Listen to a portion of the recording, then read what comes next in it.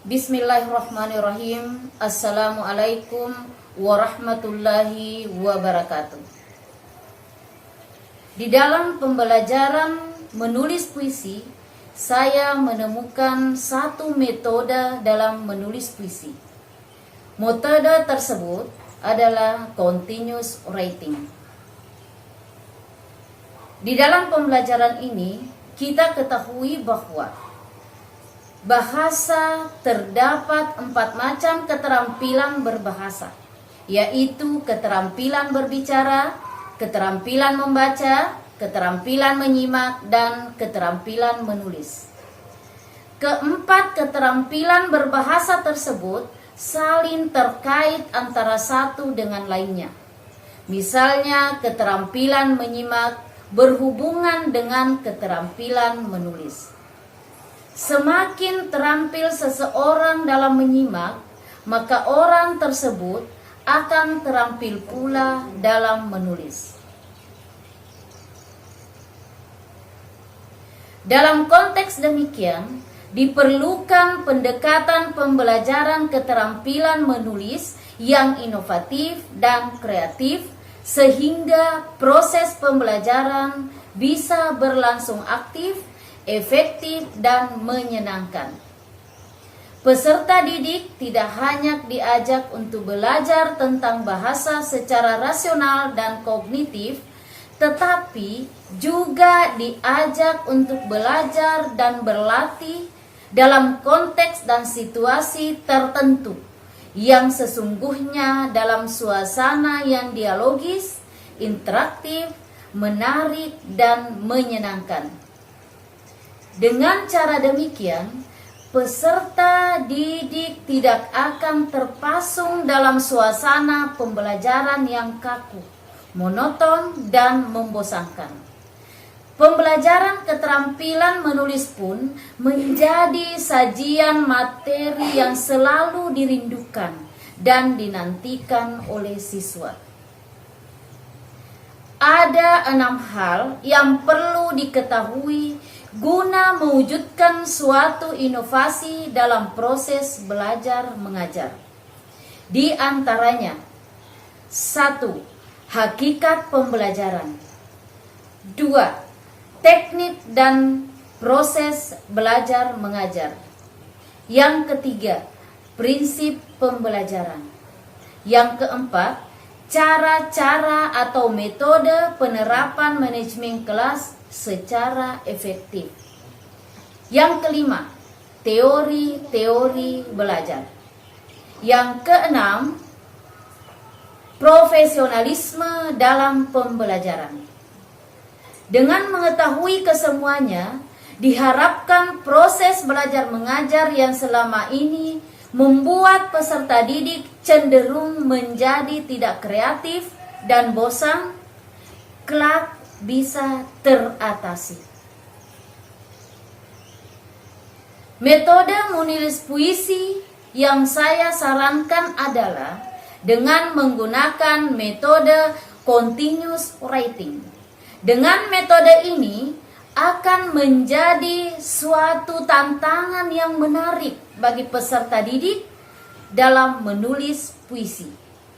Peserta didik didorong untuk menghasilkan puisi dengan mudah dan cepat, dengan meminta peserta didik untuk memejamkan mata sebagai bentuk refleksi agar peserta didik dapat menghadirkan imajinasi untuk menemukan tema puisi yang akan ditulis.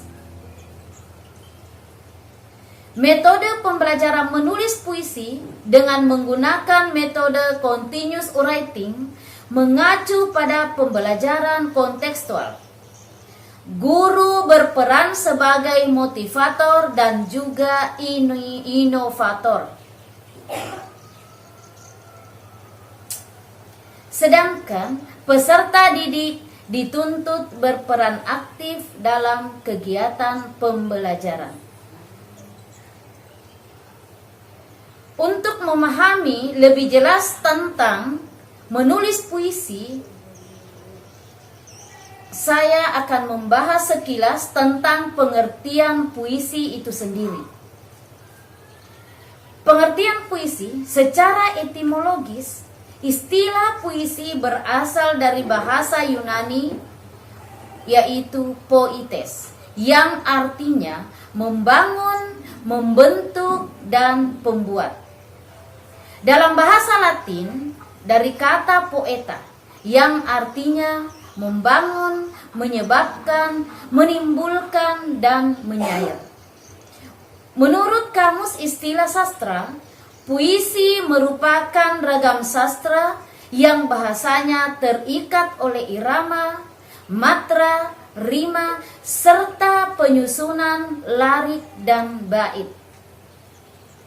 Puisi merupakan curahan isi hati seseorang yang membawa orang lain dalam keadaan hatinya. Sebuah puisi juga merupakan ungkapan perasaan atau pikiran penyairnya dalam satu bentuk ciptaan yang utuh dan menyatu. Secara garis besar, sebuah puisi terdiri atas tema, suasana, imajinasi, amanat, nada, suasana, dan perasaan. Sedangkan prinsip dasar sebuah puisi adalah berkata sedikit mungkin, tetapi mempunyai arti sebanyak mungkin. Menurut Deksembung 1984 halaman 175, yang dimaksud dengan teks puisi adalah teks-teks monolog yang isinya pertama-tama tidak merupakan sebuah alur. Di samping itu, teks puisi disajikan dengan tipografi tertentu. Pendapat lain juga dikemukakan oleh Kokasi pada tahun 2012 halaman 97. Puisi adalah bentuk karya sastra yang menggunakan kata-kata indah dan kaya makna. Jadi, puisi adalah mengekspresikan pemikiran yang membangkitkan perasaan, yang merangsang imajinasi panca indera dalam susunan yang berirama. Semua itu merupakan sesuatu yang penting, yang direkam dan diekspresikan, dinyatakan dengan menarik dan memberi kesan. Puisi itu merupakan rekaman dan interpretasi pengalaman manusia yang penting, diubah dalam wujud yang paling berkesan. Kemudian ada unsur-unsur yang membangun lahirnya sebuah puisi. Yang pertama, bahasa kiasan. Dari bahasa kiasan ini terdiri beberapa gaya bahasa atau majas yang dapat digunakan untuk membuat puisi. Gaya bahasa yang dimaksud adalah yang pertama, gaya bahasa personifikasi. Gaya bahasa ini adalah menggunakan gaya bahasa ungkapan yang seakan menggantikan fungsi benda mati, seolah-olah memiliki sifat-sifat kemanusiaan. Gaya bahasa yang kedua adalah metafora. Metafora dimaksudkan adalah bahasa kiasan yang membandingkan dua hal secara langsung, tetapi dalam bentuk yang singkat: bunga bangsa, buaya darat, buah hati, dan cindera mata.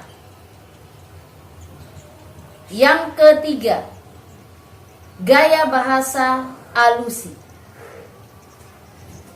yaitu bahasa kiasan yang berusaha mengsugestikan kesamaan antara orang, tempat, atau peristiwa. Yang keempat, gaya bahasa sinekdok adalah semacam bahasa figuratif yang mempergunakan sebagian dari sesuatu hal untuk menyatakan keseluruhan atau mempergunakan keseluruhan untuk menyatakan sebagian. Gaya bahasa yang kelima adalah metonimia, yaitu bahasa kiasan yang mempergunakan sebuah kata untuk menyatakan suatu hal lain karena mempunyai pertalian yang sangat dekat. Hubungan itu dapat berupa penemu untuk hasil penemuan, pemilik barang yang dimiliki, akibat untuk sebab, sebab untuk akibat, dan sebagainya. Gaya bahasa yang ke-6, antonomasi, yaitu suatu acuan yang ingin mengatakan sesuatu dengan makna atau maksud berlainan dari apa yang terkandung dalam rangkaian kata-katanya. Majas selanjutnya adalah sinisme. Sebagai suatu sindiran yang berbentuk kesangsian yang mengandung ejekan terhadap keikhlasan dan ketulusan hati. Selanjutnya adalah gaya bahasa sarkasme. Bahasa kiasan yang lebih kasar dari antonomasi dan sinisme. Ia adalah bahasa kiasan yang mengandung kepahitan dan celaan yang getir. Sarkasme dapat juga berupa ironis, dapat juga tidak. Tetapi yang jelas adalah bahwa gaya ini selalu akan menyakiti hati dan kurang enak didengar. Kemudian ada beberapa citraan atau gambaran-gambaran di dalam penulisan puisi. Citraan yang pertama adalah citraan penglihatan. Citraan yang kedua adalah citraan peraba. Citraan yang ketiga adalah citraan pencecap. Citraan yang keempat adalah citraan pendengaran. Citraan yang kelima adalah citraan intelektual. Dan citraan yang terakhir atau yang keenam adalah citraan gerak.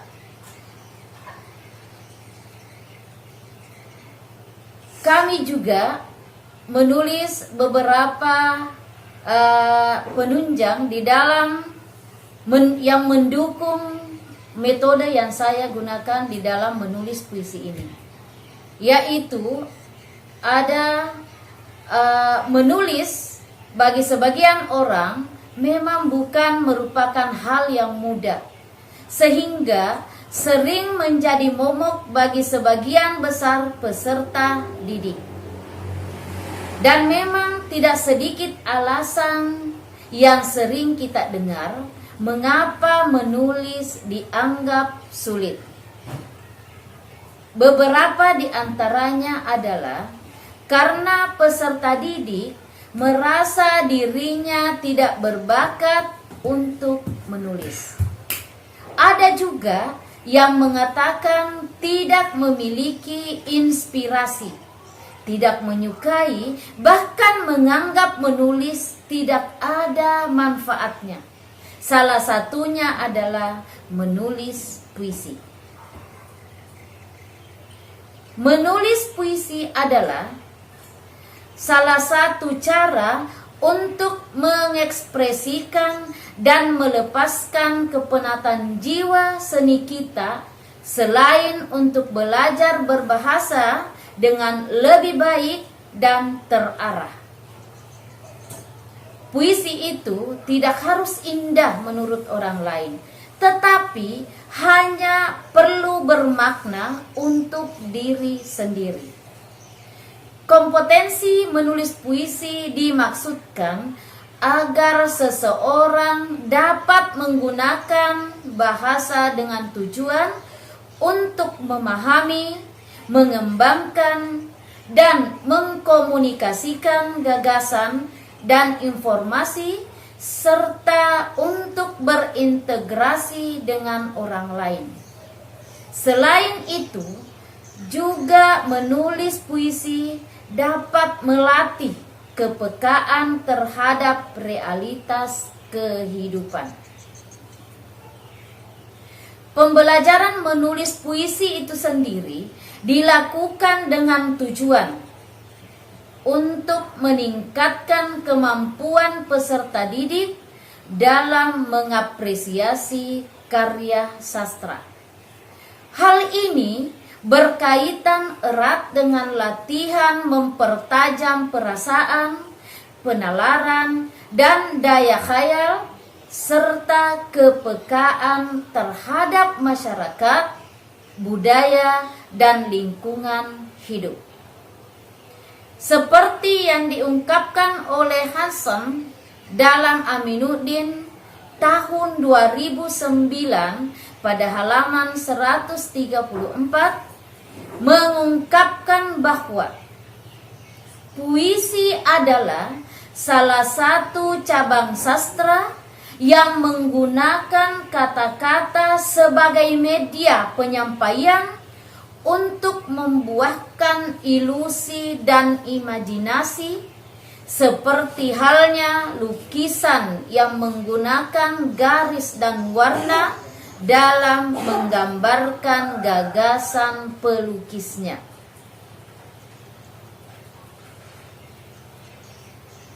Sekarang, pada intinya, di dalam pembelajaran menulis puisi dengan menggunakan continuous writing, saya mengungkapkan pengertian dari metode continuous writing. Secara etimologi, continuous berarti bersambung. Writing berarti menulis.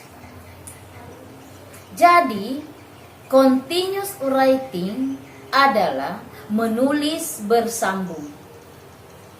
Metode continuous writing merupakan metode menuangkan imajinasi melalui teknik kerjasama yang dilakukan oleh peserta didik dengan peserta didik lainnya secara berurutan hingga tercipta puisi yang utuh.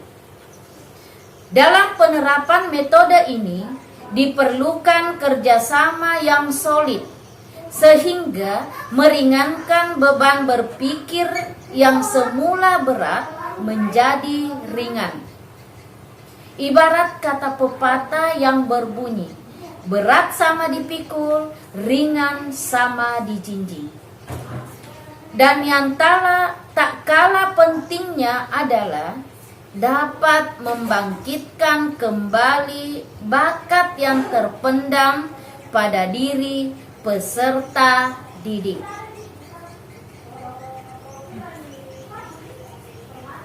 Metode continuous writing adalah salah satu metode pembelajaran yang bertujuan agar peserta didik mengasosiasikan belajar sebagai sebuah kegiatan yang menyenangkan.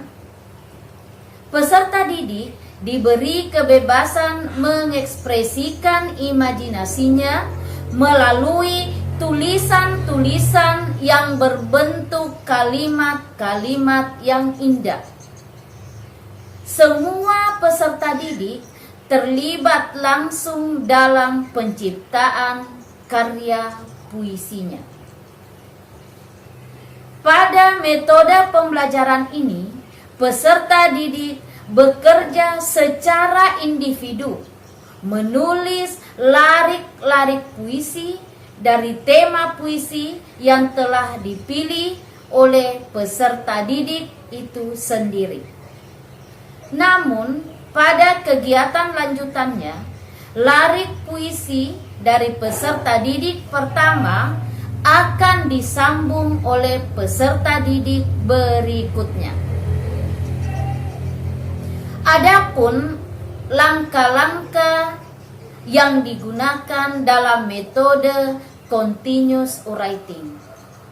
Langkah-langkah yang dimaksud adalah yang pertama, peserta didik diminta untuk memejamkan mata sebagai bentuk refleksi agar peserta didik dapat menghadirkan imajinasi untuk menemukan tema bebas yang akan dikembangkan menjadi sebuah puisi.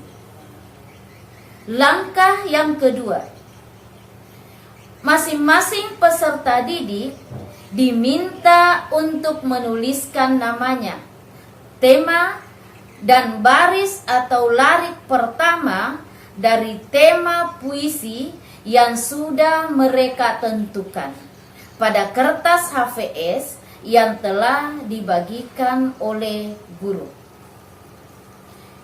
Langkah yang ketiga, setelah peserta didik pertama menyelesaikan larik pertama dari puisinya, selanjutnya peserta didik diminta untuk menyerahkan atau memindahkan kertas tersebut kepada teman di sebelahnya. Yang keempat, peserta didik yang menerima kertas tersebut diharuskan membaca larik yang telah dituliskan oleh peserta didik sebelumnya. Kemudian, setiap peserta didik ditugaskan untuk meneruskan atau menyambung puisi tersebut dengan cara menuliskan larik yang kedua. Langkah yang kelima, setiap akhir larik puisi, peserta didik menuliskan namanya. Hal ini bertujuan untuk mengetahui pemilik larik yang tidak koheren atau tidak sesuai dengan larik puisi yang sebelumnya. Langkah yang keenam, setelah peserta didik kedua melanjutkan puisi peserta didik di sebelahnya, kertas dipindahkan kepada peserta didik berikutnya sampai batas waktu yang ditentukan oleh guru. Setiap peserta didik wajib membaca puisi dari awal hingga akan dilanjutkan ke puisi berikutnya. Dan begitu seterusnya hingga kertas itu sampai kepada pemilik tema atau penulis larik pertama tersebut. Langkah yang ketujuh, pemilik tema puisi tersebut menyunting kembali hasil karya puisi dengan membaca larik demi larik yang dianggap kurang pas menurut ukuran kemampuan mereka, sehingga menjadi sebuah puisi yang utuh. Langkah selanjutnya, setelah peserta didik menyunting puisi, masing-masing peserta didik membuat judul yang sesuai dengan tema puisi yang sudah dikerjakan secara bersambung. Langkah yang terakhir, peserta didik mengumpulkan hasil karyanya kepada guru. Adapun kelebihan dari metode continuous writing adalah yang pertama, membuat peserta didik antusias dalam pembelajaran. Yang kedua, membuat suasana pembelajaran lebih menyenangkan. Yang ketiga, dapat memotivasi peserta didik yang tidak bisa menjadi bisa, anak yang malas menjadi rajin. Yang keempat, dapat dengan aktif menuangkan imajinasinya, meneruskan larik yang telah lebih dulu ditulis oleh teman-temannya. Yang kelima, dalam waktu beberapa menit, peserta didik sudah bisa menghasilkan atau menyelesaikan puisinya. Yang terakhir, puisi yang dihasilkan oleh peserta didik bisa dikirim ke percetakan untuk diterbitkan menjadi sebuah buku kumpulan puisi. Adapun kesimpulan dari pemaparan saya adalah, berdasarkan pembelajaran menulis puisi dengan menggunakan metode continuous writing, saya menyimpulkan sebagai berikut. Yang pertama, dengan menggunakan metode continuous writing diharapkan dapat meningkatkan pembelajaran menulis puisi peserta didik dengan cepat. Yang kedua, model pembelajaran ini bersifat menyenangkan dan dapat menarik perhatian peserta didik untuk mengikuti pembelajaran dengan baik. Yang ketiga, memudahkan peserta didik untuk menciptakan puisi yang siap dibukukan. Yang keempat, peserta didik dapat berperan aktif dalam kegiatan pembelajaran. Yang kelima, guru berperan sebagai motivator, supervisor, dan inovator. Demikianlah pembahasan tentang metode menulis puisi yang saya temukan dengan menggunakan metode menulis continuous writing. Saya atas nama Suhaimi SPD, guru SMP Negeri 1 Sinjai, Kabupaten Sinjai. Sekian, assalamualaikum warahmatullahi wabarakatuh.